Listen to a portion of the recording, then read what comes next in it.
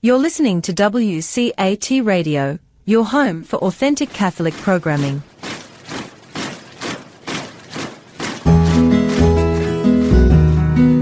Welcome to the Catholic Mama, where you'll learn how to deepen and defend your faith, find comfort as we share the vocation of parenthood, and learn how to raise your children confidently Catholic. I'm your host, Christine Mooney Flynn. Let's get started. Hello and welcome to the Catholic Mama podcast. I'm your host, Christine Mooney Flynn, and thanks for joining me on this episode where I am also joined by Carrie Gress, who has been on the show at least once before and is actually, I'm pretty sure, is my most popular episode when we talk about your book, Anti-Mary Exposed and Toxic Femininity. I'm pretty sure it's at the top and it's been there for quite a while. But today, Carrie is going to join me to talk about her book, Marian Consecration for Children, Bringing Mary to Life in Young Hearts and Minds. Carrie is a Catholic, a wife, mom of five. Five now. Yep. Yep. Recently a mother of five. But I'm going to be quiet now and let Carrie introduce herself a little bit more. And thank you very much for being here with me today. Oh, my pleasure, Christine. Yeah, no, they didn't all five come at once, gratefully. I've been doing this for a while, but the last one was really a great surprise at 46. But yeah, I have a PhD in philosophy from Catholic University, and after I finished my dissertation that was 300,000 words, I thought I can write regular books and are like a tenth of this, or 20% of this. So anyway, I switched gears then, and it was just something that really worked well with our family. And I have been, I think my 8th book is coming out this fall, Theology of Home 2, the spiritual art of homemaking. So that's kind of me in a nutshell.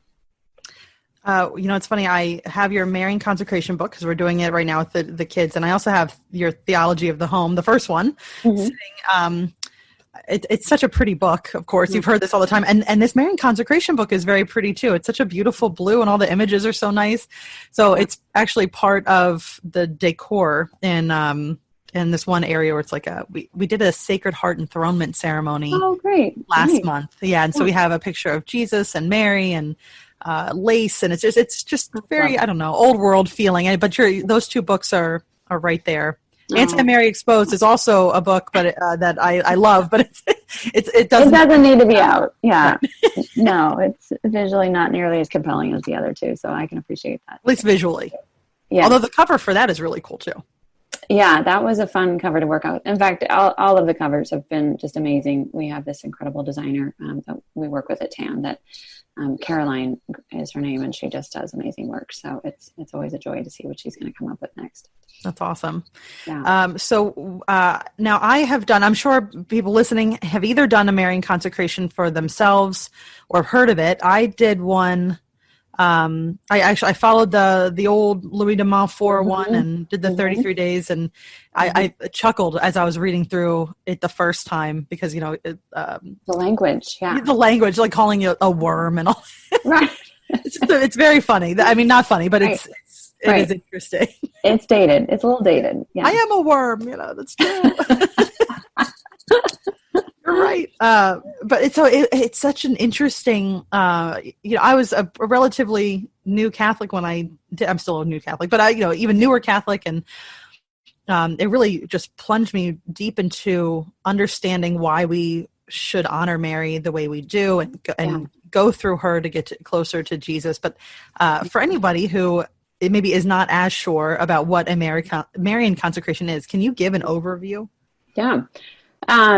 Well, like you, I did the St. Louis de Montfort one years and years ago, and it's so rich, but at certain times it can also feel very dry because you're right, the language is just odd, and we just don't speak that way anymore, I think, and some of it we could certainly bring back. But the idea behind it is, according to Louis de Montfort, is this desire to give ourselves wholly to Our Lady, because she is, as he says, the quickest and the easiest way to heaven. That she's, like a good mother, she's going to make sure her children are well taken care of. And that's really what she does. So it's really this surrendering of who we are to who she is, to her as our mother, and allows her to work freely in our lives, really transforming all of our efforts, which if you watched a child try and make something, well, actually my children are more gifted at making things than I am with their hands, but when they were really small, they needed mama's hands to help them transform something into a gift for their dad or whomever, or grandmother.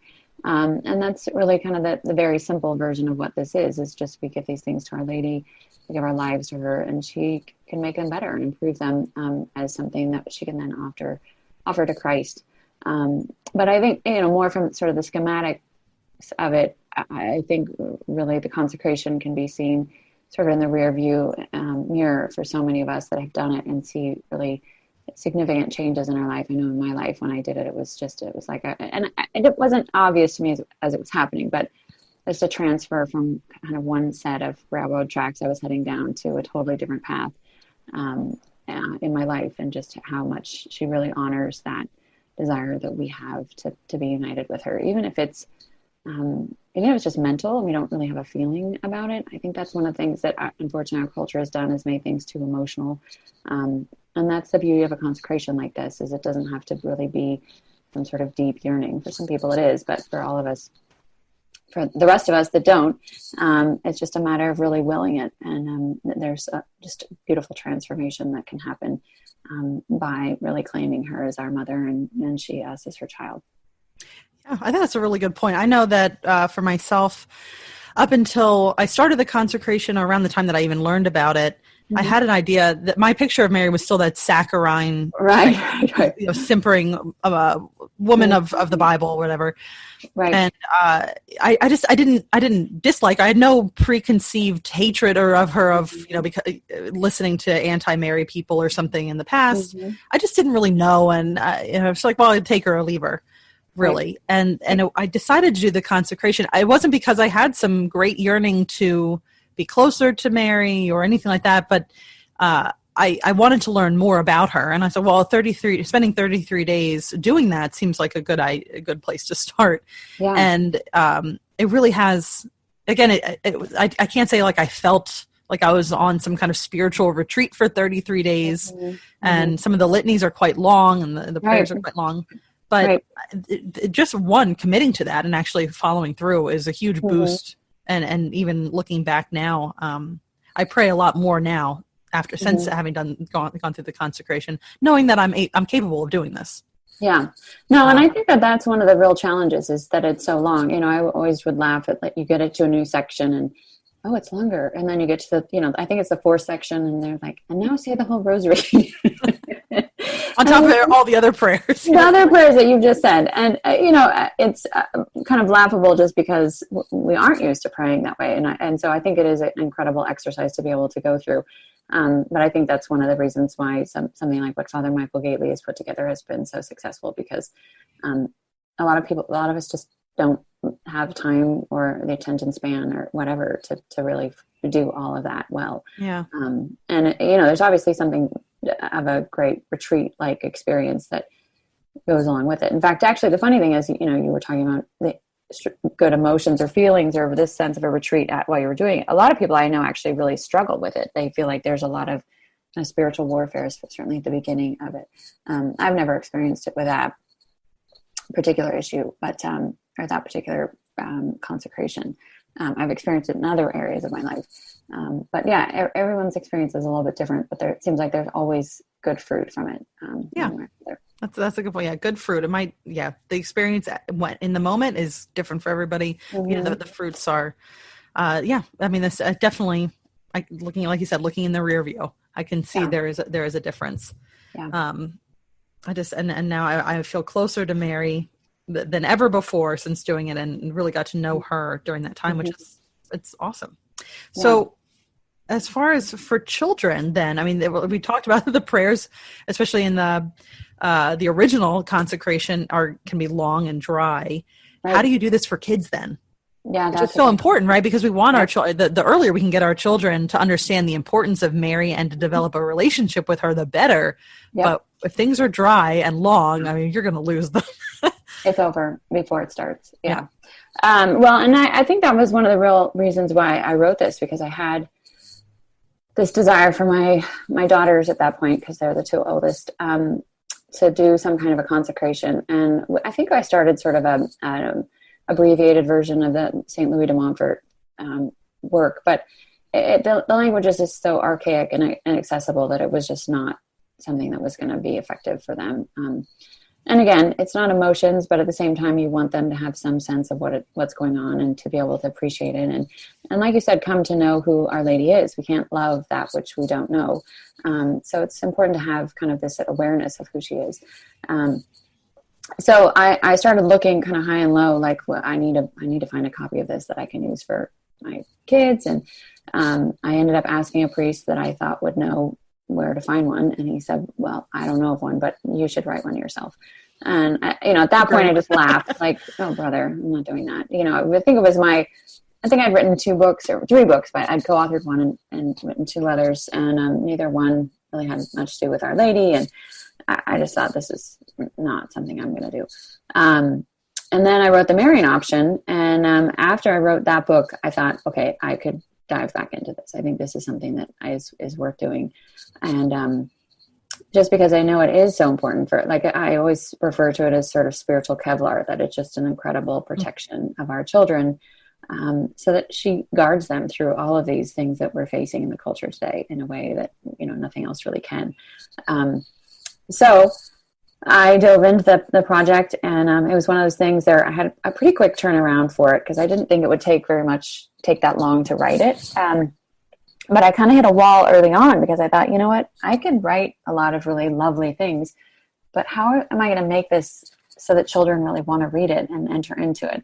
And I was just really struggling with that and kind of stumped by it. And so finally I picked up my rosary and was praying about that specifically. How do I give us some pop? And that's really where, through that specific rosary, I got the idea to start putting children's stories in it as well, just to give them kind of these mental hooks of things they already are familiar with, to then kind of apply them to Our Lady in a way that brought her to life. That without those stories, it would be much harder for them to kind of wrap their minds around it using just some dry language. Yeah. So that was really the approach I took with it.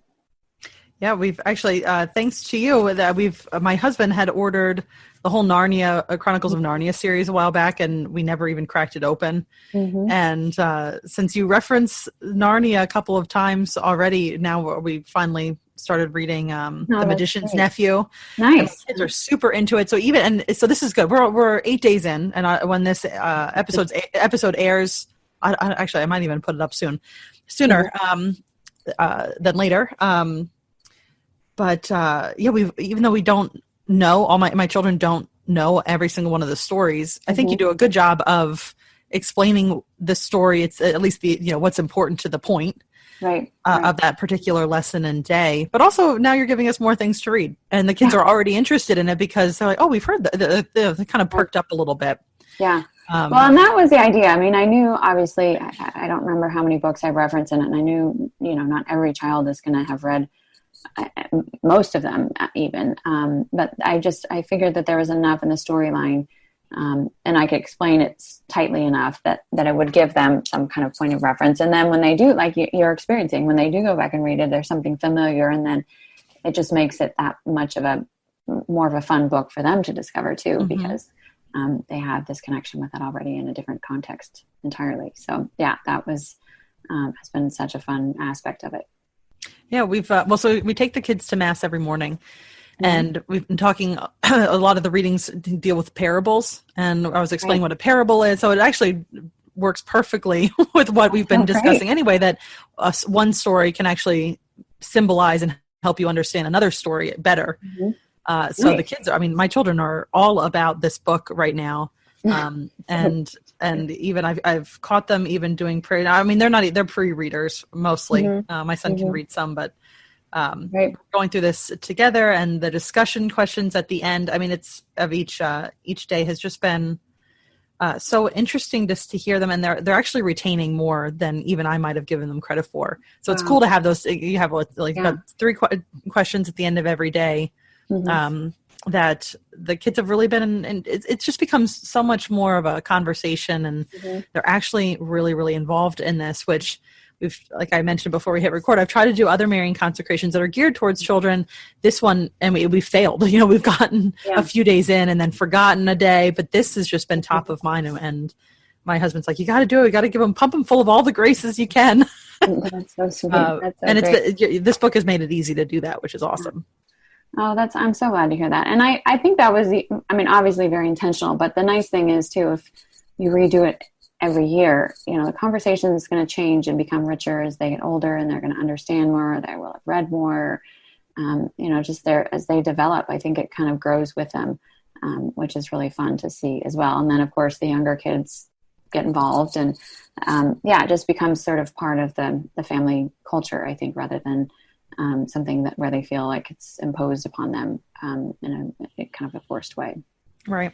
The stories really, really do help. Now, you just mentioned doing it every year. Do you recommend, is that what usually happens with the consecration, especially with children, kind of reinforcing? Well, I don't know about especially with children. I know that that's one of the things that St. Louis recommends. And okay. So for years, I did mine every winter. The date that I consecrated myself on was March 25th, which actually turned out to be my wedding date too. So, it's obviously a great feast for our family. But I have to say, I have not been good about redoing it in recent years. And that's the nice thing about this is it's now time for my 7-year-old. I want him to do the consecration. And so we'll start doing it again, probably one of the upcoming feast days. And it'll be fun to add new members to it, but for the older girls to do it again and kind of renew it and think through it differently than they did when we first did it, years ago. Yeah. Well, that's news to me. I did it 2 years ago and didn't, or almost 3 years ago. Uh-huh. And I guess I'll do it again, or I guess I can hop in with it. Now, okay, here's another question. Hop in. Exactly. I can hop in. Yeah. Yep, absolutely. So it's for children, but geared towards children, but it is good for the whole family. Absolutely. That's good to know. Yeah, I think it counts. Good. Well, I'm learning more. I love in the book too. You have these "Did you know" sections, giving very interesting tidbits that for my youngest ones, I don't know if they're quite understanding it, but it's really fascinating for me. And I've been making sure just to make sure that we do this correctly every day. Not missing a day or trying to cram a couple days into one day because we got off track. I've just been doing it after dinner before everybody leaves the table. So I just run around in the chair, get the book, and read through it. And it's been very interesting for me. And I love, we do a lot of prayers with the kids and kind of having it so that we're doing it after dinner, but before the family rosary right before bed. Mm-hmm. I love that they were kind of infusing their day with more, with prayer throughout. It's not just concentrated into one time and trying to cram it all in. Yeah, no, that sounds like a really wise way to do it. And we have that one child that takes forever to finish his meal. So that's probably a great time while we're all waiting for him to finish off. Yep. That is a good window that not a lot of us think about to use for something like this. So it's a great idea. Yeah, you have to stay at the table anyway. You might as well do some. Right. Let's multitask. Exactly. That's right. Our youngest actually is the one that takes, or I should say our third, the one that's eating more than the baby. She takes forever and everybody's ready to go. So this, it actually worked out quite well. Yeah. We have the same phenomenon in our family. Exactly. Do you have, so I guess the March 25th, is that the Annunciation? It is, yes. Is that your favorite? Thank you. It's the only one I can name offhand. Although I do know that the one in August that we're doing, I think it lines up with the Queenship, which I think will work out well because my 5-year-old daughter is very much into queens and princesses at the moment. Cute. That's so great. Which I looked ahead and saw in part 4. It's called Knights and Princesses. I think she's really going to enjoy that section. That was a fun part to write. Yeah. Yeah, was it? Absolutely. Yeah, I think my favorite part, hands down. So, yeah. That's awesome. Yeah, no, that actually March 25th, I did my consecration back in my early 20s, I think. And the funny thing was I always loved lilies. I like roses. My middle name is Rose, but I was always attracted to lilies. And then I very recently, maybe like 10 years ago, I found out that lilies are associated with the Annunciation. Then we got married on that day. So it's just interesting to see how these feast days, like St. Louis de Montfort says, and I mentioned it in the book, these days become our own feast, like a birthday, that we get to celebrate throughout the year, which is, I think, a really fun thing, because it tells us more about the person that God made us to be and our own specific mission, and how he's formed us, certainly using time and the Christian story too. So I think that's always a fun thing to kind of dig into and see that pattern come up in our lives in different ways. That's interesting. I hadn't really thought of that. I'm looking now. I think when I first had done the consecration, the feast day would have been the Miraculous Medal feast day in November. Mm-hmm. I think it was that one. I don't think it was. Yeah, that sounds about right.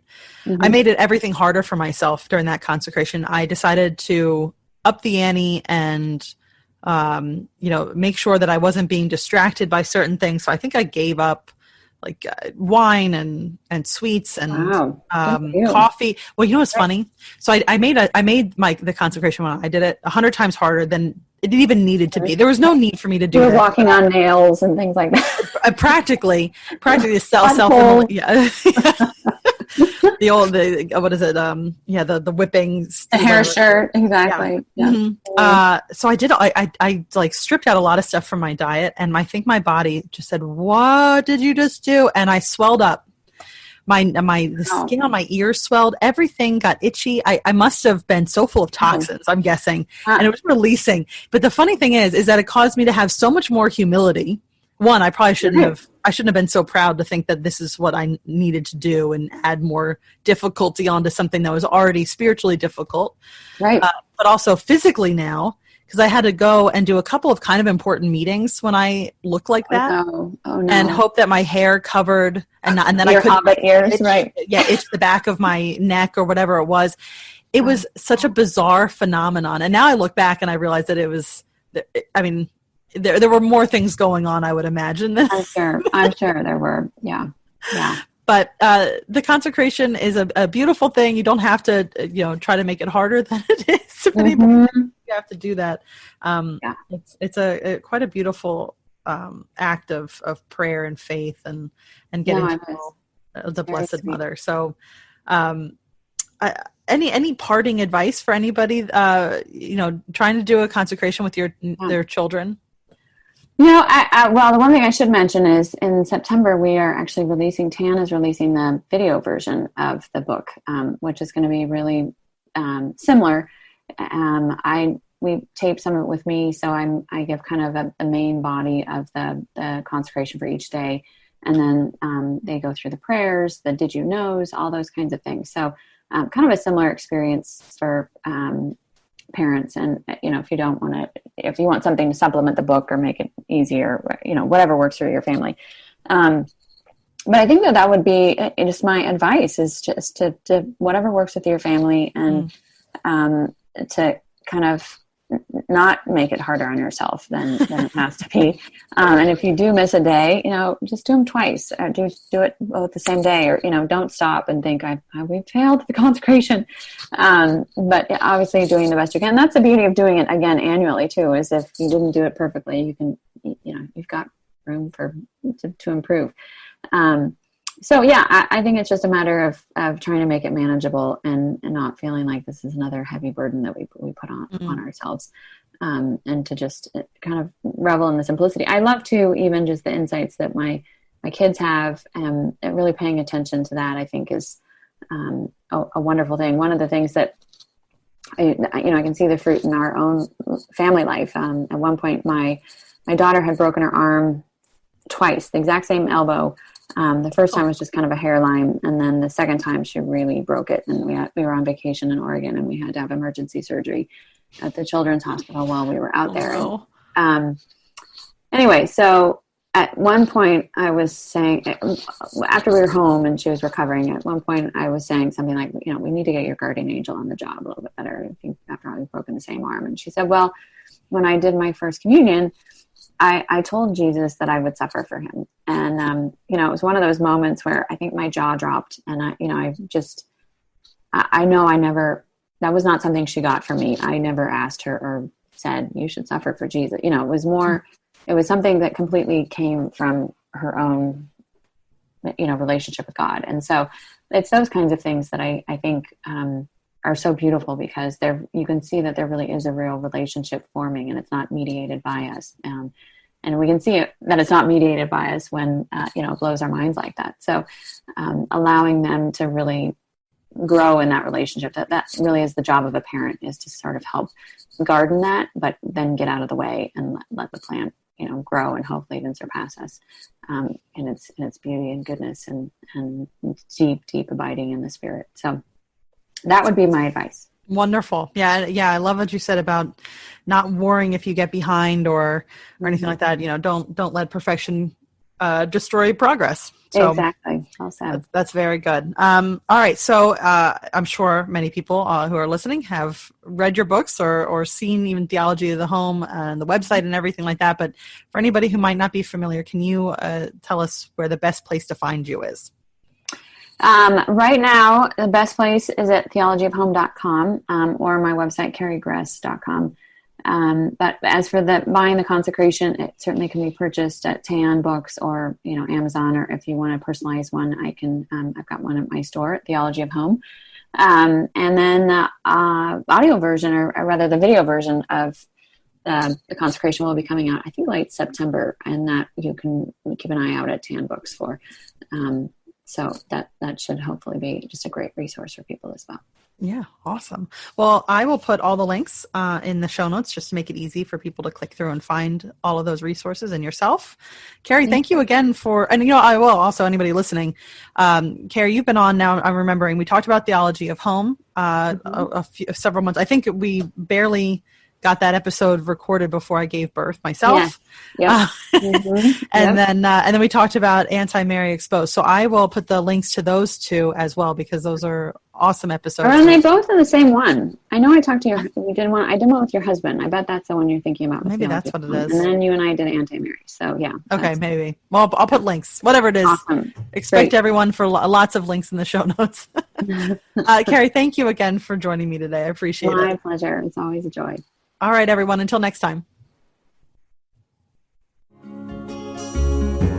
Don't forget to head over to thecatholicmama.com to get your free copy of How to Talk to Your Kids About God.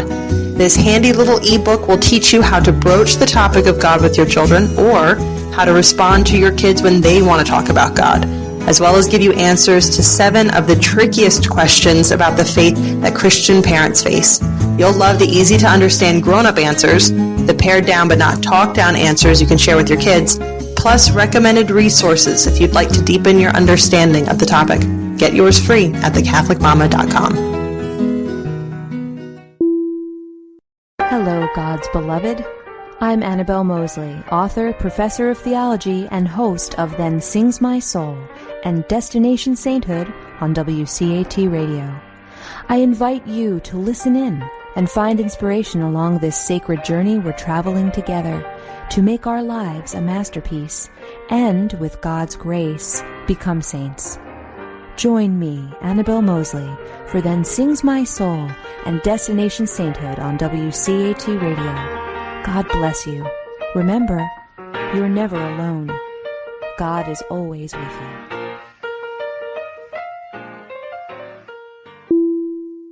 Thank you for listening to a production of WCAT Radio. Please join us in our mission of evangelization. And don't forget, love lifts up when knowledge takes flight.